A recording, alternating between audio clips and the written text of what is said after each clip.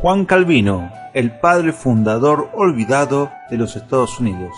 Hoy más que nunca los Estados Unidos de América necesita conocer sus raíces y hacerlas conocer a todo puesto que los enemigos de la libertad y la religión cristiana están dentro del gobierno americano, liberando una batalla en contra de la fe cristiana y nuestros derechos constitucionales, que en tanto lucharon los padres fundadores. Parte de esta historia es la ignorada y olvidada figura del gran reformador ginebrino Juan Calvino entre 1509 y 1564 y su influencia en el nacimiento y gobierno de las colonias americanas y de los Estados Unidos de América. Y aquí presento lo que considero uno de los mejores resúmenes de la historia de los Estados Unidos, su gobierno y cómo Juan Calvino influyó considerablemente a su fundación. Escuche cuidadosamente y preste atención a los elementos históricos que llevaron a la formación de esta gran nación. El olvidado padre fundador, The Forgotten Founding Father.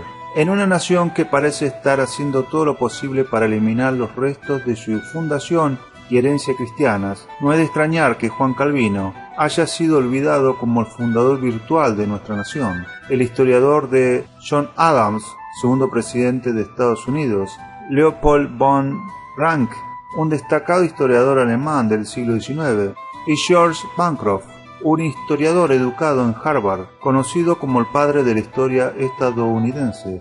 Todos ellos dieron testimonio de la importancia e influencia que Calvino tuvo sobre la fundación de América. Sin embargo, a diferencia de Locke o Montesquieu, Calvino no escribió un tratado político sobre cómo organizar un gobierno civil. En cambio, escribió exposiciones bíblicas que cambiaron completamente la forma en que las personas de la cultura occidental pensaban sobre su relación con Dios y posteriormente cómo pensaban sobre su relación con su gobierno civil. Aunque no escribió un tratado político, Calvino popularizó 3 principios bíblicos y realizó una acción que ayudó a moldear la cultura occidental e influyó en la fundación de Estados Unidos más que cualquier otra cosa que dijo o hizo. Primero explicó que el magistrado civil y su trabajo son un orden establecido por Dios. En segundo lugar, explicó que aunque la desobediencia civil, el magistrado está prohibido, existe una limitación a la autoridad del magistrado. En tercer lugar, explicó que el magistrado menor es un control sobre el uso ilegal del poder por parte de un magistrado superior. Y en cuarto lugar, su organización eclesiástica influyó mucho en las estructuras políticas de Escocia, Inglaterra y última instancia las colonias estadounidenses.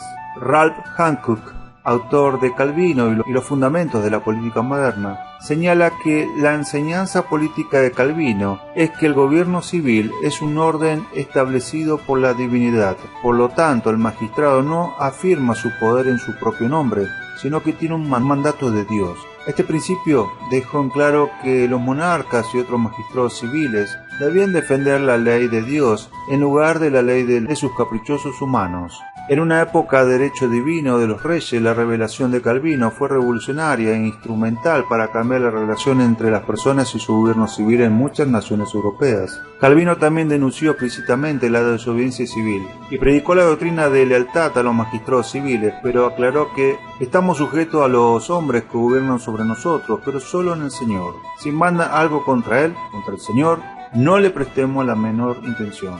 Para aclarar este punto, Calvino reiteró este principio en sus sermones y sus institutos, que era un entendimiento fundamental de los movimientos de resistencia civil durante la era de la Reforma cristiana. Sin embargo, Calvino no abogó por la desobediencia individual a los magistrados civiles, solo promovió la resistencia justa a la tiranía bajo autoridad legal. Calvino, según lo citado por Hancock, dijo: los administradores de las personas designados para restringir la voluntad de los reyes no solo están permitidos, sino que de hecho están obligados a resistir la feroz licencia de los reyes y por lo tanto a proteger la libertad del pueblo. En otras palabras, los individuos y grupos de individuos tuvieron que apelar a un magistrado menor para que se interponga en su nombre. Esto fue lo que hicieron los fundadores de América al formar el Congreso Continental para interponerse contra el rey Jorge III. Otra influencia significativa de Calvino en la cultura occidental fue la forma en que organizó su iglesia en Ginebra. El gobierno eclesiástico de Calvino fue único durante la Reforma cristiana, ya que la autoridad estaba en manos de un consejo de ancianos en lugar del sistema jerárquico tradicional. Calvino enfatizó: la jurisdicción espiritual no debe tener una cabeza humana y que debe ser administrada no por decisiones de un hombre sino por una asamblea legal. La estructura eclesiástica de Calvino se convirtió en el modelo para las iglesias reformadas en toda Europa en ese momento. A mediados del siglo XVI, las estructuras y disciplina que Calvino se había impuesto por éxito en Ginebra y se exportaron a varios países durante este nuevo orden eclesiástico se convirtió en el sello de la Iglesia. Si bien muchos países de Europa occidental fueron cambiados a través de la teología y el gobierno eclesiástico de Calvino, fue principalmente a través de los países de Escocia e Inglaterra que un pastor francés en un cantón suizo pudo establecer las condiciones para la independencia estadounidense e influir en la forma única de gobierno civil que se produjo a partir de ella. La mayoría de los inmigrantes que viajaron al Nuevo Mundo en los siglos XVII y XVIII vinieron de Escocia e Inglaterra, y fue la ley inglesa la que prevaleció cuando establecieron las colonias. Para rastrear rostros de la influencia de Calvino en América, uno debe ver que en Escocia y más tarde en Inglaterra, el calvinismo se asoció con la lucha por la libertad civil y religiosa. Escocia, principalmente debido a los esfuerzos del predicador John Knox, fue la primera de las dos naciones en aplicar las enseñanzas de Calvino a su gobierno civil. En Escocia, las ideas de Calvino fueron propagadas de manera agresiva por John Knox. Por lo tanto, fue a través de Knox que la Reforma escocesa desarrolló ambas enseñanzas implícitas de Calvino en una escena nacional y fue más allá de ella en una dirección más radical. El primer libro de disciplina que regulaba el orden eclesiástico de la Iglesia escocesa fue diseñado según el modelo de Ginebra por John Knox. Eclesiásticamente, el vuelco en Escocia consistió en la abolición del episcopado y el establecimiento de una forma presbiteriana de gobierno eclesiástico en la línea que Knox había derivado de Calvino. Sin embargo, Knox fue más allá, transfiriendo a la esfera política ideas que Calvino se había limitado a la esfera del gobierno de la Iglesia. Como demostró Knox, las personas tienden a organizarse en su gobierno civil por la forma en que se organizan en su gobierno religioso, por lo que si una nación tiene un hombre a cargo de su iglesia, lo más probable es que tengan un hombre a cargo de su gobierno civil. En consecuencia, la forma presbiteriana de gobierno eclesiástico en Escocia se convirtió en el modelo para su gobierno civil. La política presbiteriana de los presbiterianos escoceses fue contribuir a su manera a la práctica estatal y nacional posterior del gobierno mediante representación, controles y balances. Los cambios calvinistas de Knox en la Iglesia y el Estado de Escocia fueron un trampolín para el sistema político establecido en Estados Unidos después de que los colonos obtuvieron su independencia de Inglaterra. El enfoque peculiar de la Escocia reformada a Dios, la Iglesia y el gobierno civil fue una etapa importante en el desarrollo de los sistemas políticos modernos en Occidente. Tres conceptos especialmente se realizaron en el gobierno escocés: el concepto de la Iglesia como un cuerpo igual en el derecho legal y en el Estado civil, la idea implícitamente pactada de los derechos directos de las personas a responsabilizar a las autoridades políticas de llevar a cabo sus funciones bajo las limitaciones prescritas por la ley trascendente, y la elevación general del ciudadano común, mediante la democratización de las estructuras que emulen la política presbiteriana. El legado de Knox vivió en el Pacto Nacional Escocés de 1638, que los presbiterianos firmaron en Escocia para unirse en defensa de la verdadera religión, contra innovaciones como el gobierno de los obispos y el libro de la oración común.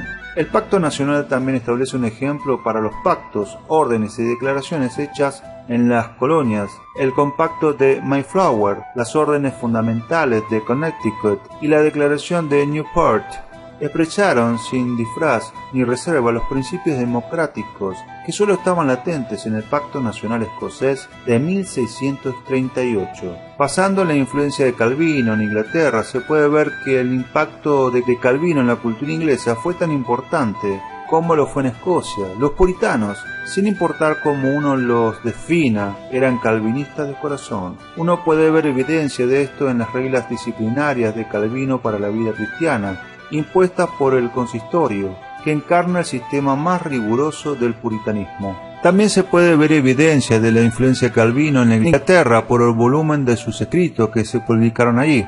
Se publicaron más ediciones de los escritos de Calvino en Inglaterra durante la segunda mitad del siglo XVI que en cualquier otra parte de Europa, incluida Ginebra y su Francia natal. Además, las instituciones se convirtieron en lecturas teológicas estándar para estudiantes de la divinidad en Oxford y Cambridge, como resultado de esta otra influencia calvinista. Para 1600 conformistas y no conformistas, episcopales y presbiterianos, todos tenían ideas calvinistas en común. En consecuencia, los puritanos que emigraron al Nuevo Mundo tomaron con ellos un sistema de gobierno calvinista. Los puritanos de Massachusetts habían adoptado un sistema que, en el ajuste, la relación entre la autoridad secular y la eclesiástica tenía una gran parte del carácter teocrático del régimen del Calvino en Ginebra. Al estudiar las cartas coloniales puritanas también se puede ver la conexión entre la tradición constitucional de los puritanos y los estadounidenses.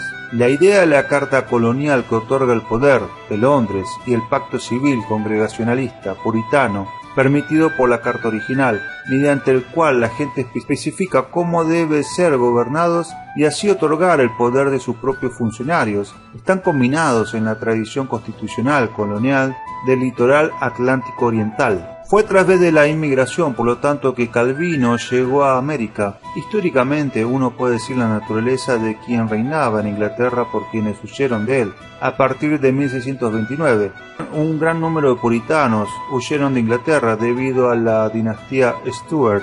De 1629 a 1641, aproximadamente 20.000 de ellos se establecieron en lo que hoy es Massachusetts, que era solo una fracción del número total para huir de Inglaterra en ese momento. Los colonos puritanos fueron la primera de las 4 principales migraciones de Inglaterra que poblaron las colonias. Las otras migraciones fueron los Cavaliers y los sirvientes contratados entre 1642 y 1675, los cuáqueros entre 1675 y 1725 y los ingleses, escoceses, irlandeses de la frontera norte entre 1717 y 1775. Como se señaló anteriormente, la mayoría de las personas que vivían en Inglaterra y Escocia a principios del siglo XVII fueron influenciados por Calvino y fueron estas personas las que, en su mayor parte, emigraron a Estados Unidos en cada una de las 4 principales migraciones. Las enseñanzas de Juan Calvino de Ginebra, tan fuertemente impresas en las iglesias congregacionales de Nueva Inglaterra, también funcionaron en las otras colonias americanas. Los presbiterianos, escoceses, irlandeses e ingleses, que llegaron a las colonias del centro y del sur también, fueron discípulos de Calvino.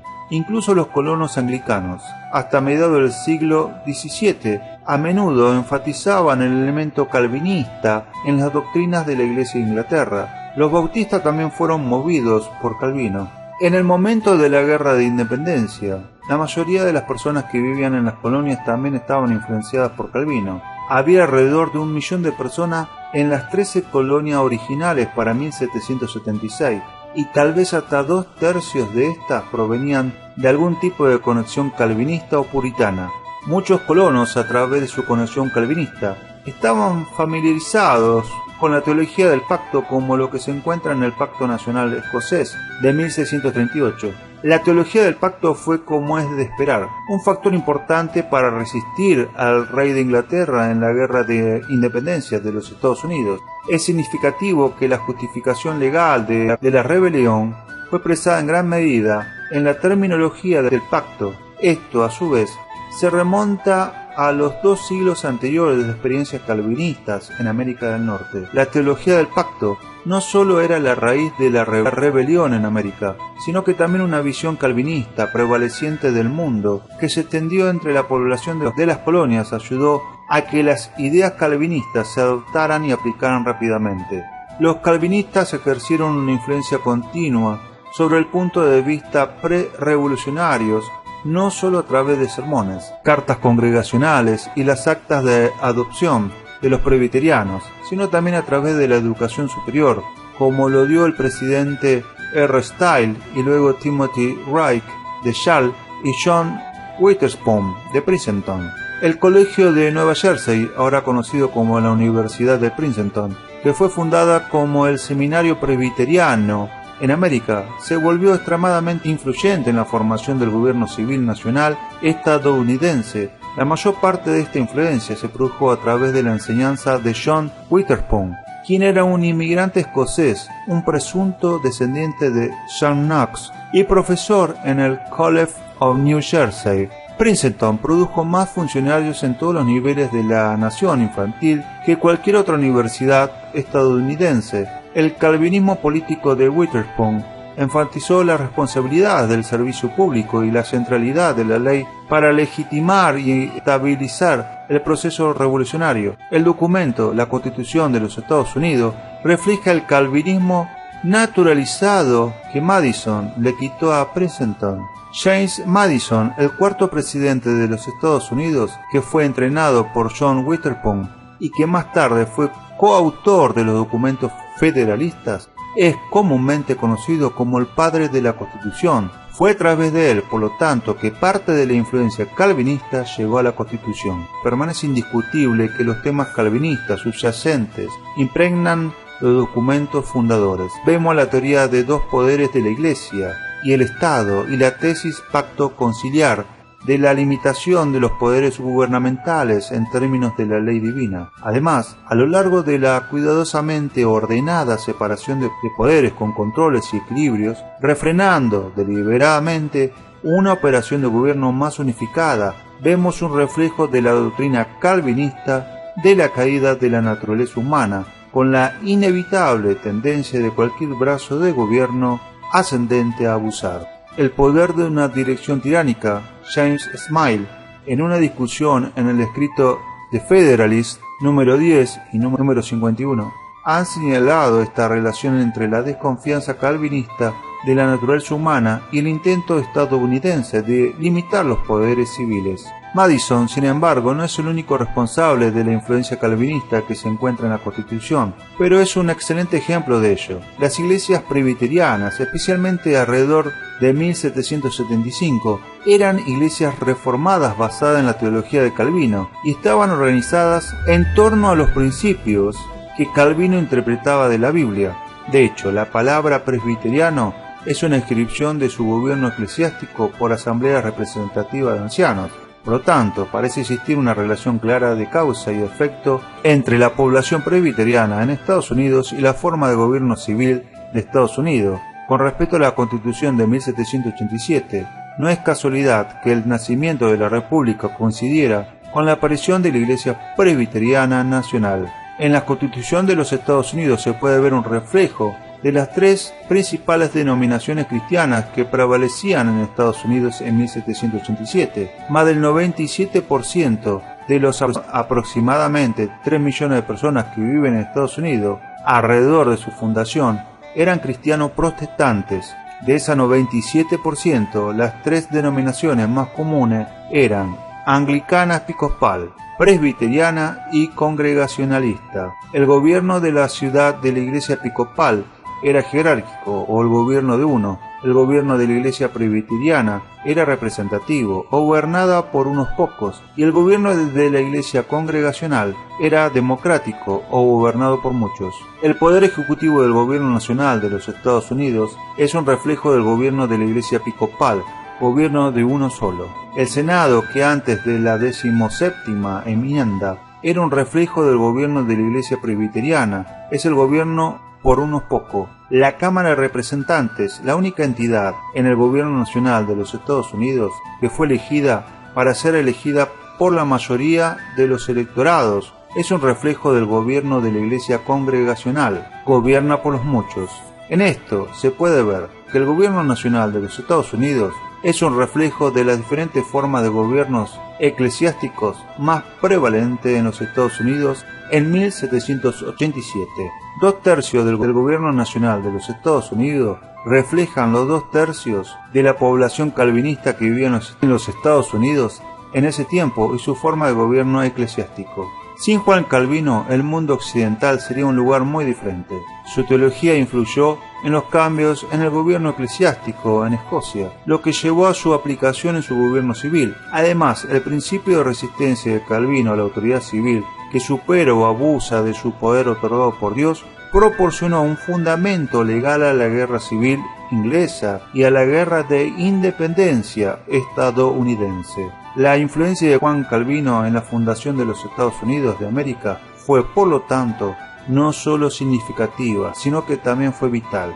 Si Juan Calvino no hubiera expuesto sus doctrinas teológicas y su organización eclesiástica, es probable que gran parte de la inmigración a Estados Unidos no hubiera ocurrido, y de haberlo hecho, los inmigrantes no hubieran tenido los principios bíblicos de Calvino como base para su resistencia al rey de Inglaterra.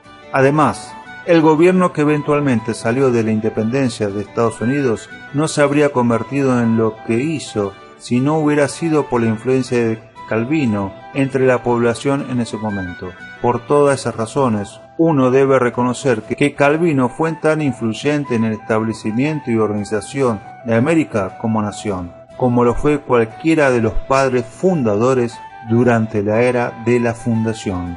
Maranata, Cristo viene pronto. Eso fue una historia real desde el programa El Rincón de las Águilas de José Silva.